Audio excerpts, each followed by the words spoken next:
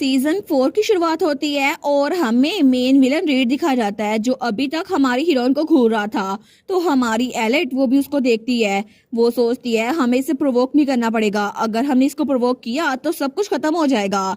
लेकिन तभी पीछे से ऑर्डलेट चिल्ला कहती है मैजिक कॉर्पोरेशन सारे के सारे तुम लोग क्या कर रहे हो, अभी अटैक करो।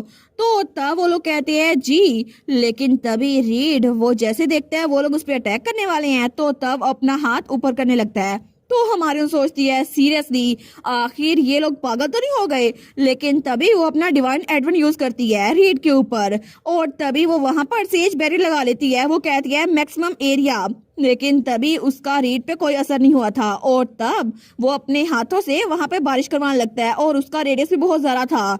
लेकिन तभी उस बारिश की वजह से वहां पर सब लोग की बॉडी वो जल रही थी। तो सारे कहते हैं ये तो 7 सर्कल का डार्क मैजिक स्पेल है, ये तो एसिड रेन है जो कि हर किसी को जला देगी। लेकिन हमारी हीरोइन के सेज बैरर के वहां पर आते ही सब लोग प्रोटेक्टेड हो गए थे। तो वो लोग कहते हैं इसकी रेंज तो बहुत ज्यादा है, ये तो सेंटस का बैरियर है। लेकिन हमारी एलेट उसके बाल व्हाइट हो गए थे डिवाइन एडवन यूज करने की वजह से। वो कहती है सब लोग मेरी बात केयरफुली सुनो, सारे के सारे टेलीपोर्ट्स ढूंढ लो और यहाँ से निकल जाओ। तो वो सोचती है मैंने इतना बड़ा बैरियर पहली बार बनाया है, लेकिन अगर मेरा फोकस थोड़ा सा भी डाइवर्ट हुआ ना तो ये वार्ड ये फिर से शेक करेगा। वो कहती है प्लीज जल्दी करो, सारे के सारे भाग जाओ, अगर तुम लोग ना भागे तुम लोग मर सकते हो, सारे के सारे बैटलफील्ड से निकल जाओ। लेकिन ऑर्डलेट ओवर कॉन्फिडेंस होते हुए सोचती है मुझे लगता है कि सारे के सारे हीलर्स कवर्ड होते हैं। और वो कहती है सब्जुकेशन अभी तक खत्म नहीं हुई, मेजिस को पता है कि मेजिस के साथ कैसे डील करते हैं। तो वो चिल्ला कहती है उसको नीचे गिराओ। तो सारे मैजिशियन उस पर एक साथ अटैक करते हैं और उसको चेन के साथ बांध लेते हैं। तो ऑर्डलेट कहती है ये तो हाई लेवल का मेज लगता है, लेकिन ये क्लोज कंपार्ट में वीक होगा, इस पे अपनी स्वॉर्ड से अटैक करो सारे के सारे। लेकिन एलेट वो सोचती है नहीं ये तो तभी वहां पर रीड वो एक साथ काफी ज्यादा तलवारें निकालता है, बिल्कुल इलियोन और ड्रिक की तरह, जैसे कि उसने डंजन में किया था ना, बिल्कुल वैसे ही। और वो सारी की सारी तलवारें उन सब पे आके लगती है, सारे मेजेस पे, और उनमें से एक तलवार आके ऑर्डलेट के बाजू पे भी लगती है और उसका एक बाजू कट गया था। तो वो कहती है कैसे ये एक ओरा मास्टर एक साथ कैसे हो सकता है। लेकिन तभी उनमें से एक तलवार रीड के हाथ में आती है और बाकी की तलवारें उसके पीछे आ रही थी। लेकिन तब वो भटता हुआ हमारी एलेट की तरफ आ रहा था। तो हमारी एलेट सोचती है मुझे पता है कि मैं इस सूरत हाल में रीड का सामना नहीं कर सकती, लेकिन कुछ भी हो जाए मुझे उसका सामना करना पड़ेगा। तो तब अपनी तलवार निकालकर उसे लड़ने के लिए तैयार हो गई थी और तभी भागकर रीड पे हमला करती है। लेकिन रीड उसके वार को ब्लॉक कर लेता है। तो तब वो हमारी एलेट को देख रहा था, लेकिन हमारी एलेट कहती है ओमनीपोटेंट डिवाइन हैम। लेकिन तब वो जैसे उस पर हमला करती है ना तो रीड उस पर हमला करने के बजाय उसको डोज कर रहा था। तो हमारी हीरोइन डिवाइन रेट्रिब्यूशन यूज करती है और तब बहुत सारा बिजली आकर रीड पे गिर रही थी, लेकिन वो बार बार उसको डोज कर रहा था। और इतना सब कुछ होने के बावजूद भी वो हमारी एलेट पे हमला नहीं कर रहा था, बस उसके हमलों को डोज किए जा रहा था। तो एलेट सोचती है मुझे इस सब को खत्म करना होगा इससे पहले कि डिवाइन एडवन खत्म हो जाए, लेकिन बस मुझे थोड़ा सा और वार करना पड़ेगा। तो रीड वो बार बार पीछे जा रहा था, लेकिन वो सोचती है ठीक है अब यही मौका है। वो कहती है ओमनीपोटेंट बाइंड, और तभी रीड के इर्द गिर्द कुछ जड़ें आ गई थी जिन्होंने उसको बाइंड कर लिया था। तो तभी वो पीछे देखते हैं, वो कहता है ओ, और तब पीछे डंजन क्लोज हो रहा था। वो सोचता है डंजन तो क्लोज हो रहा है।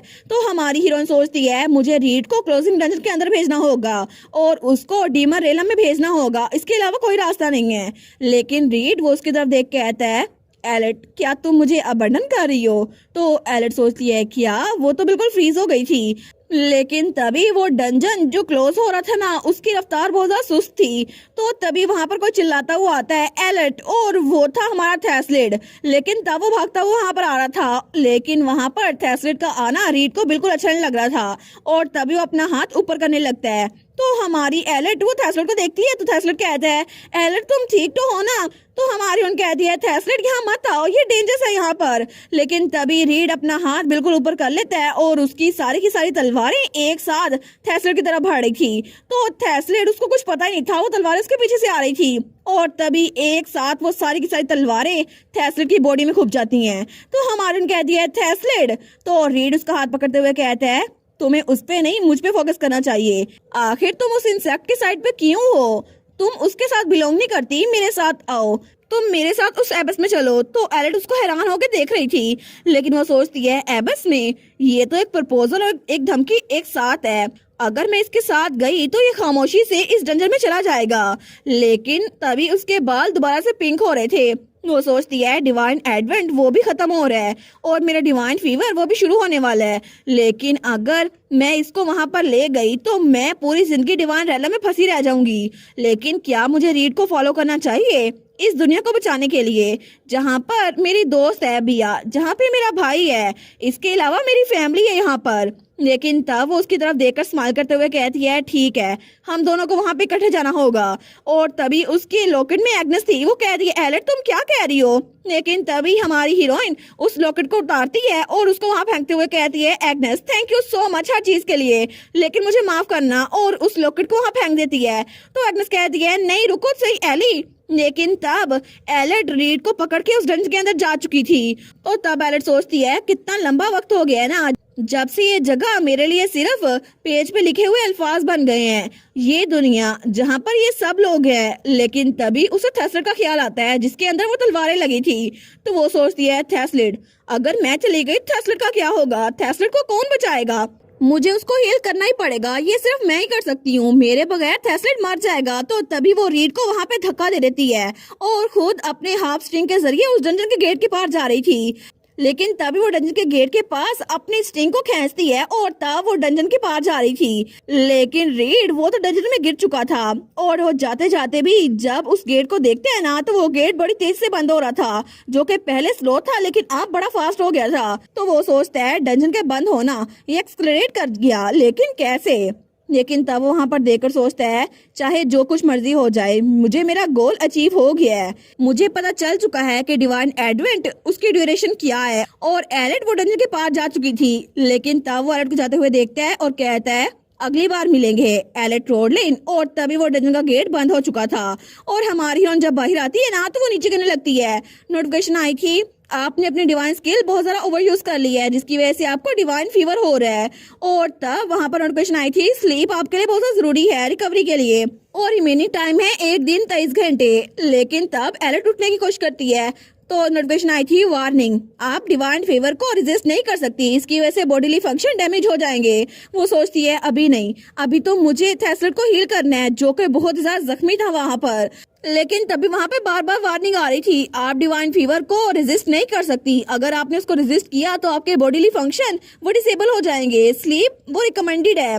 लेकिन तब उसकी आंखें वो बंद हो रही थी। वो सोचती है मुझे कुछ नजर नहीं आ रहा, मुझे थेस्लिड के पास जाना होगा। इट्स ओके, ये जगह जहां मैं हूँ ये तो ऐसा लगता है खून से भरी हुई है, बस मुझे वहां पे जाना होगा जहाँ थेस्लिड है। लेकिन तभी वो आगे बढ़ने लगती है और फिर से नीचे गिर गई थी और बार बार वार्निंग आ रही थी आपका डिवाइन फीवर बढ़ता जा रहा है। लेकिन वो सोचती है मेरी टांगे अब वो बिल्कुल भी हरकत नहीं कर रही, मुझे नहीं पता अगर मुझे क्रॉल भी करना पड़े तो तब भी मैं करूंगी, मैं उसके पास जाके रहूंगी। लेकिन तब उससे बिल्कुल हिला नहीं जा रहा था और वो वार्निंग बार बार आ रही थी।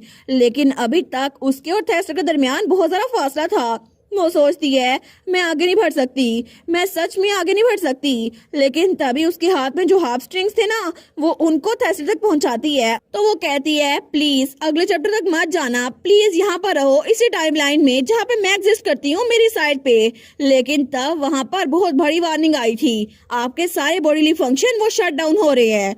और तब हमें कुछ देर बाद का सीन दिखा जाता है जब हमारी हीरोइन की आंख खुलती है तो तब उसके पास ही बिया के ग्रैंडपा थी कार्डिनल कार्टेलिया। वो कहती है एलेट तुम उठ गई? तो एलेट कहती है ये, वो कहती है सेंटस क्या आप इतनी ज्यादा शौक हो गई थी कि आप बेहोश हो गई? वो सोचती है बेहोश हो गई, अरे हाँ मैं तो डिवाइन एडवेंट यूज करने की वजह से बेहोश हुई होंगी, लेकिन उसके बाद मुझे कुछ भी याद नहीं है। तो तभी वो बैठते हुए कहती है थेस्लिड, थेस्लिड के बारे में क्या?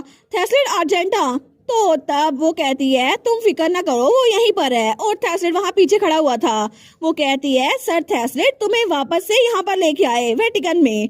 वो सोचती है अच्छा हुआ ये सेफ है, मैं बहुत ज्यादा खुश हूँ, मुझे लगता है कि मेरी हीलिंग पावर वो स्ट्रिंग के जरिए उस पर चली गई, अच्छा हुआ बिल्कुल जिंदा बच गया। लेकिन तभी क्लोविस कहता है हमने बैटलफील्ड को सर्च किया था बहुत वक्त के लिए, लेकिन ना ही आप हमें मिली ना ही वो मैजिक स्वॉर्डमैन जो कि अचानक से वहां पर आया था, इसलिए हम फिक्रमंद हो गए थे। तो रेक्स कहता है मुझे लगा था कि आप और वो सस्पिशियस डीमन वो दोनों डीमन रेलवे में चले गए हैं, तो एलेट कहती है नहीं नहीं ऐसा नहीं हो सकता। वो सोचती है ये तो अननेसेसरली शार्प है, लेकिन तब वो कहता है फॉर्चुनेटली कुछ ही घंटों बाद सर थैसलेट आपके साथ वापस आ गए और ऐसा लगता था आपको चोट नहीं लगी, फिर भी आपने आधे दिन तक अपनी आंखें नहीं खोली। वो सोचती है क्या आधे दिन तक, इम्पॉसिबल, उसकी पेनल्टी तो 2 दिनों तक है ना, तो मुझे तो फीवर यहाँ पर आगे हुआ ही नहीं था, लेकिन ऐसा कैसे हो गया। तो तभी उसके लॉकर से आवाज आई थी थैसलेट तुम्हें एक अजीब से डेंजर में ले गया था और तुम दोनों ने 2 दिन वहाँ पे गुजारे और इसीलिए बाकी सबके लिए 3 घंटे गुजरे थे। वो सोचती है क्या ये बात, तो अपना लॉकेट निकालने लगती है। वो कहती है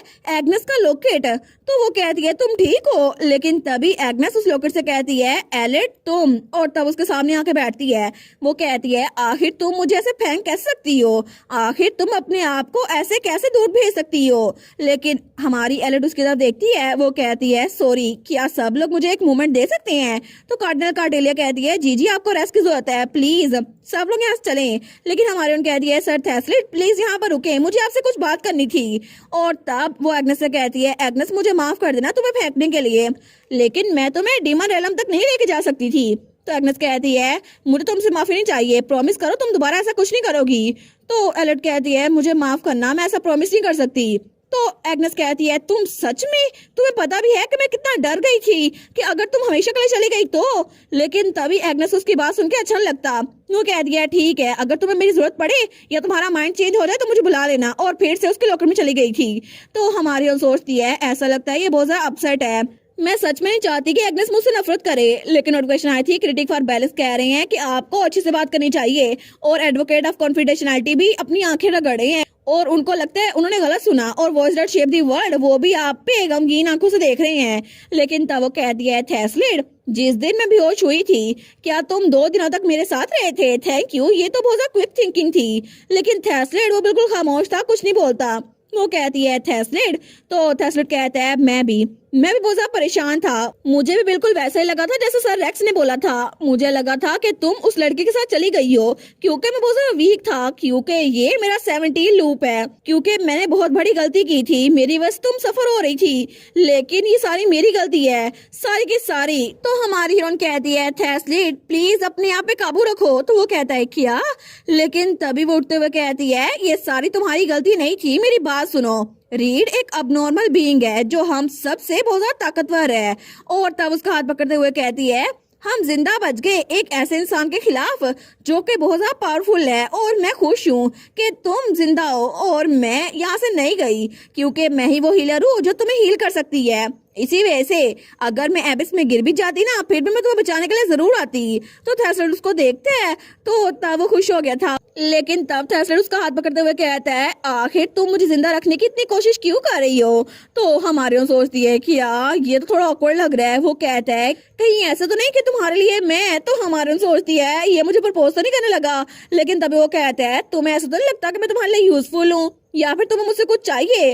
वो सोचती है मैं क्या ही सोच रही थी, लेकिन तभी वो पीछे होते हुए सोचती है नहीं वेल ये तो मेन कैरेक्टर है ना, तो इसी वजह से ये थोड़ा डिफरेंट है। लेकिन वो सोचती है डिफरेंट, और तभी उसे याद आता है जब वो रीड के साथ उस डंजन में जा रही थी। वो सोचती है मैंने सोचा था कि मेरे लिए ये दुनिया अब सिर्फ पेज पे लफ्जों की तरह नहीं है, मेरे लिए लफ्जों से ज्यादा है। लेकिन तभी थैसलेट कहता है एलेट। वो कहती है हाँ, लेकिन तब वो कहती है अरे हाँ अभी मैं सोच रही हूँ। तो आखिर में डंजन के क्लोज होने की स्पीड बहुत ज्यादा बढ़ गई थी, उसकी वजह से रीड हमें फॉलो नहीं कर पाया। ऐसा लगता है कि पूरी दुनिया हमारे साथ है। वो कहता है हमारे साथ, तो हमारे उन कहती है वो दैट शेप द वर्ल्ड, क्या आपने ये किया था, थैंक यू सो मच। लेकिन तभी नोटिफिकेशन आई थी एडवोकेट ऑफ कॉन्फिडेंशियलिटी वो सस्पिशियस हो रहे हैं, और एडवोकेट ऑफ कॉन्फिडेंशियलिटी कह रहे हैं voice that shape the world कि हमें प्राइवेट में बात करनी चाहिए। वो सोचती है क्या इनको भी पता था, क्या कोई बग आ गया था। लेकिन तभी थैसलेट वो हमारी एलेट को देखते हैं और अपने हाथ को देखते हैं जो थोड़ी देर पहले उसने एलेट का पकड़ा था। लेकिन तभी वो अपनी मुट्ठी बंद करते हुए सोचता है ठीक है